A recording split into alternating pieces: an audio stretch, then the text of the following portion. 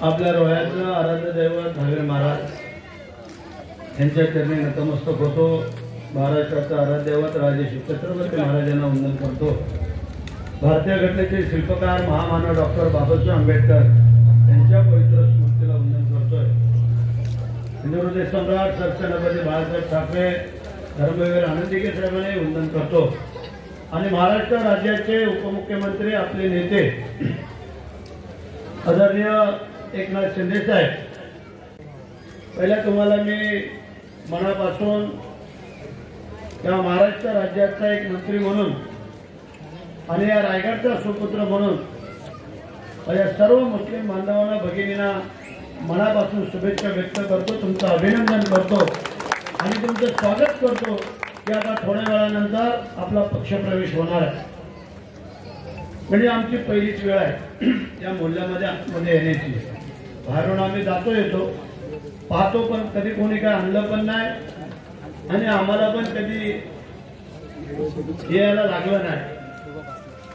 परंतु उस्मानबाई आणि काही ठराविक लोकच फक्त आमच्या कार्यक्रमाला, आमच्या सभेला किंवा आमच्या बरोबर असायचे।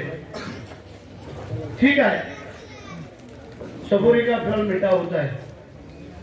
आम्ही थांबलो म्हणजे आता आमच्या दमदार आमदारांनी आपल्याला सांगितलं, तुमचं मतदान असतानाही त्यांनी 1,32,00,000 रुपये आपल्या मोहल्ल्याच्या एका मिल्कत नगर कुठलं नगरला दिले।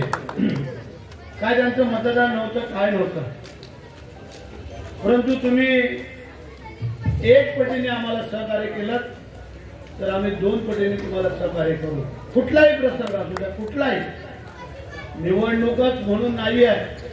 वेळ आणि प्रसंग कधी कोणावरती सांगून येतो आणि त्यावेळेला जर आम्ही उभे नाही राहिलो तर मग आम्हाला या मंत्रिपदाचे आमदारकाचे उपयोग काय। आजचा जो पक्षप्रवेश होणार आहे हा पक्षप्रवेश पुढच्या विजयाची नांदी तर आहेतच, पण रायगड जिल्ह्यामध्ये फार मोठी चर्चेचा विषय होणार आहे की रोह्यामधले मुस्लिम बांधव भगिनी आज शिवसेनेमध्ये पक्षप्रवेश करते होत आहे। त्याच्यापेक्षा मोठा काम काय असू शकतं। आणि म्हणून ज्या तरुण वर्गाने जो निर्णय घेतलेला आहे आणि त्याने आम्हाला कल्पना आहे की या तरुण वर्गाने एकदा निर्णय घेतला का तो पुढे ठाम झाला, हा मला पूर्ण अनुभव आहे। आणि म्हणून मी पुन्हा एकदा आपल्या सगळ्यांचं मनापासून अभिनंदन करतो, स्वागत करतो। कोणालाही घाबरायची गरज नाही, कोण कोणाला पोसत नाही, सांभाळत नाही, काय नाही आहे। आपल्याला कमावं लागतं, आपल्याला खावं लागतं आणि म्हणून करता असं कोणी समजू नये की त्यांच्यावरती तुम्ही मंडळी अवलंबून आहात, तुमच्यावरती आम्ही सगळे मंडळी अवलंबून आहात। 5 वर्ष लक्षात ठेवा, आम्ही लोकांना सांगतो 5 वर्षातून फक्त तुम्ही एकदा आम्हाला आशीर्वाद द्या। 5 वर्ष आम्ही तुमचे सेवेकरी म्हणून काम करत असतो, सेवेकरी।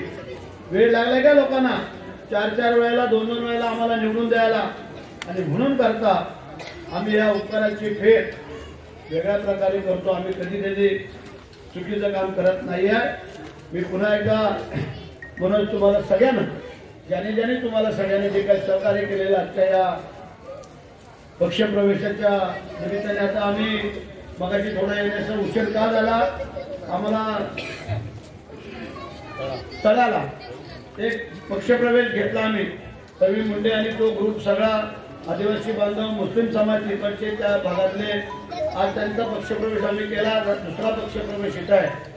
परत आणखीन काही पक्षप्रवेश आमच्या नागोट्याला पोराने तयार केलेला मनोरंजनाची सुविधा या सगळ्यांनी, तोही पुढच्या 1-4-5 दिवसामध्ये चाललं आमचं। आम्ही आता पंढरपूरला आणि 9ला कोलाडच्या नाक्यावरती एक पक्षप्रवेश आहे, रोहा बदलतोय, ते एक लाईन तिथे लागणार आहे। कारण मुंबई गोवा हवेलीतून जातो त्या कोलाड नाक्यावरती असा चांगल्या माणसांचा पक्षप्रवेश 9 तारखेला संध्याकाळी होणार आहे।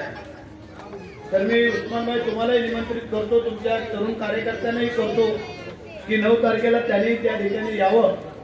आणि पुन्हा एकदा मी माझ्या सर्व मुस्लिम बांधवांना, भगिनींना, सगळ्यांना माझ्या शुभेच्छा राहतील। जय हिंद, जय महाराष्ट्र, वंदे मातरम। टाइम्स डिजिटलला लाईक करा, सबस्क्राईब करा, शेअर करा आणि बेल आयकॉन दाबायला विसरू नका. पाहत रहा टाइम्स डिजिटल.